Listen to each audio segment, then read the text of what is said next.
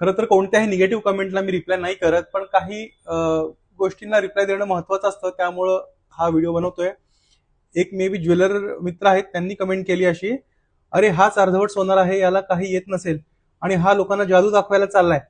आपल्या धंद्याबद्दल लोकांना सांगायची काय गरज आहे? लक्षात ठेवा, ग्राहक हुशार झाले की धंद्यावर परिणाम होतो हे कधी समजणार आपल्या लोकांना? तर सर, मला तुम्हाला एक प्रश्न विचारायचा आहे. ग्राहक हुशार नाही झाले पाहिजेत याचा अर्थ काय?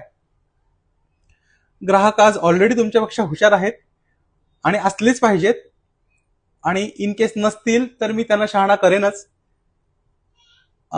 आपण सुद्धा थोडासा वेगळा विचार करायला सुरू केलं पाहिजे आणि त्या बकवास मानसिकतेमध्ये आपण आता काम नाही करायला पाहिजे. तरी पण आपल्याला एक मोफतचा सल्ला मला इथं द्यायचा आहे. ग्राहकांची अडचण समजून घ्या, त्यांना चांगला सल्ला द्या, तुमचं काम चोख करा आणि ग्राहकांकडनं चांगले पैसे घ्या.